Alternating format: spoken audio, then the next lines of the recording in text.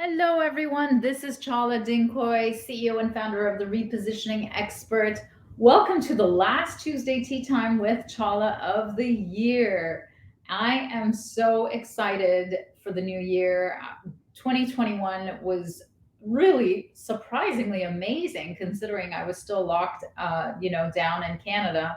And, from on a personal front, in terms of business, terms of health and fitness and all those goals.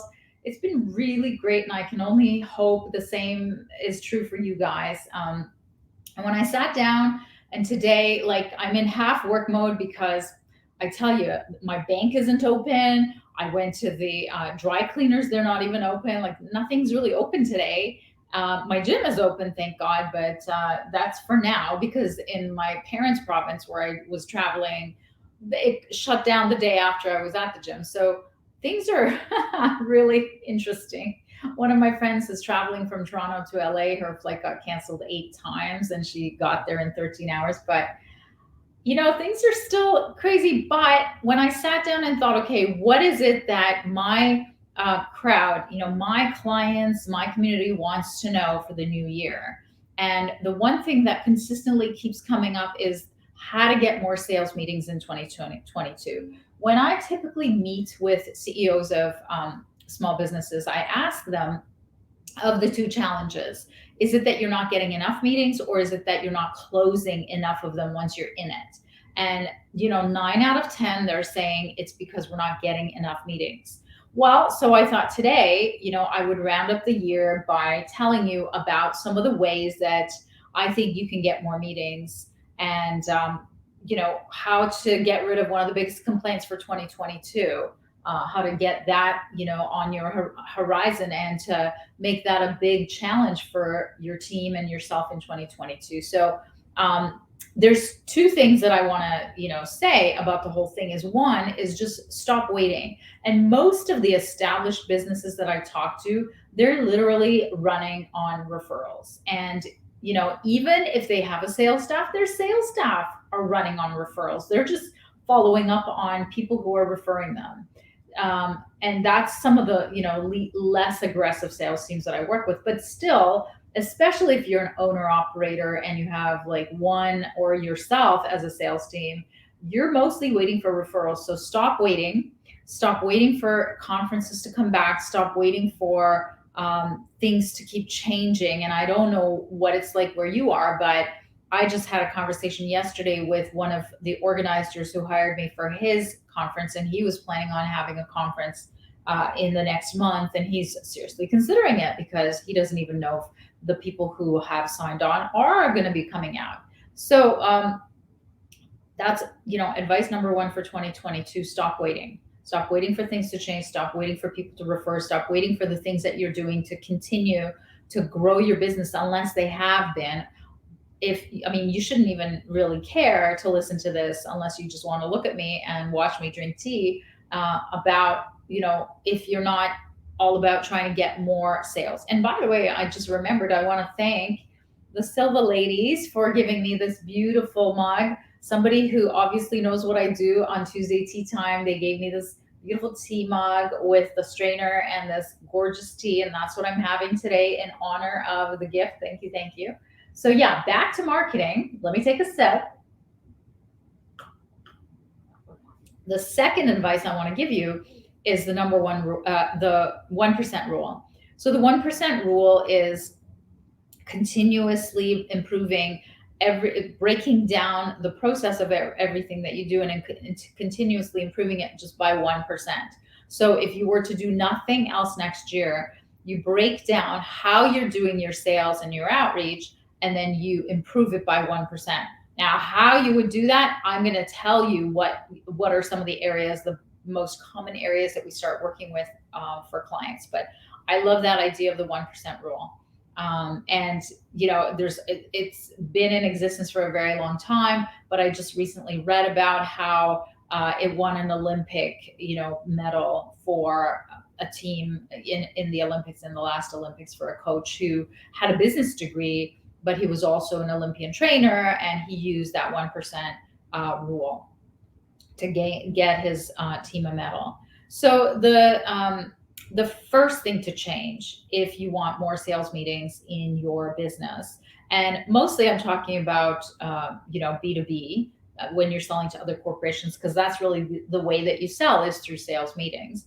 Well, the first thing that I want to talk about is your positioning. Most of the time when I start working with a company, it's their positioning that needs to change. Often it's too generic, it's not relevant, it's not differentiated, you know it's unfortunately not resounding, and it's not even differentiated. So the positioning comes out of something that I call super niching, being super specific about what problem, very expensive problem that you solve, with what specific industry group that you help. And I've recently, and very surprisingly, heard one of my favorite coaches, who ironically is so niche herself, niche bashing. And one of her big lessons in her success that she was, touting, was the lack of niching, and how she was always being told by other coaches to niche. And yet she refers to herself. And the reason why I actually bought her stuff is because she refers to herself as the money coach, the money queen, and everything in her business is about money. Now, she offers other courses about love and balance, and publishing a book and all that. And I love her stuff. I find that she's a marketing genius, but she feels that, and she bashes niching. And I've met a lot of people who bash niching, and the reason for that is because they think you should never have all your eggs in one basket. You should never be too focused on one industry in case it tanks. You should never let other business go if you're going to be concentrating on one pocket of the industry or one pocket of the market. And all these things, have been proven wrong over and over again. And the person who was doing the niche bashing herself was niched in money and money, manifestation. So it was just very interesting, and it brought up why your positioning may be wobbly, because you're being confused by all sorts of different messaging, whether internally or externally, about whether you should super specialize in something. Now, I used to think that a company should be super specialized forever, for good in one area, and that's it. Now I have since changed my thinking to super niching, at least a trial run for the next 6 months.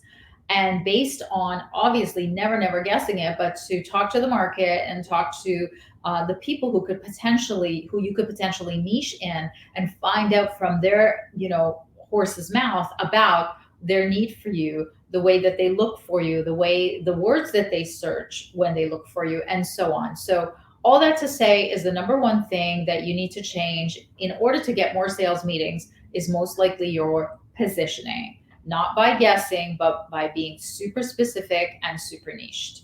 And by figuring that out through talking to the market in a systematic and strategic way, in the way that I teach my clients how to do, in the way that anybody who knows anything about marketing strategy would teach you to do. Okay. So number two of here's what to change in order to get more sales meetings in 2022 is your messaging.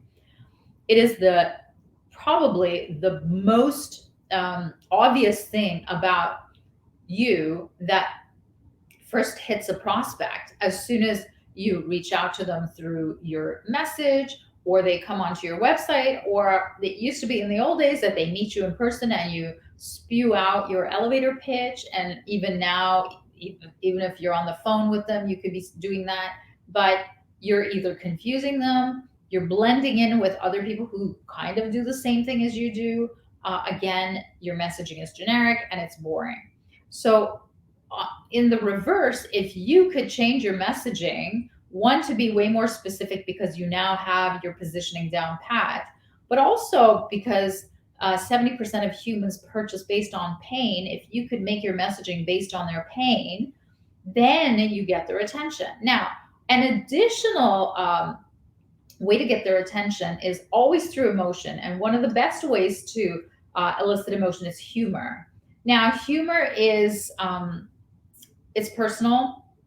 It could fall flat and it's risky. But again, if you could marry the pain with the humor, which I know sounds ridiculous, but I've seen it done so well so many times that if you could do that, then you're talking about differentiating yourself. You're talking about eliciting emotions and you're talking about standing out. Really, that's what differentiating is. And that's what your messaging needs to be. It has to be about their pain, about them all the time, over and over and over again.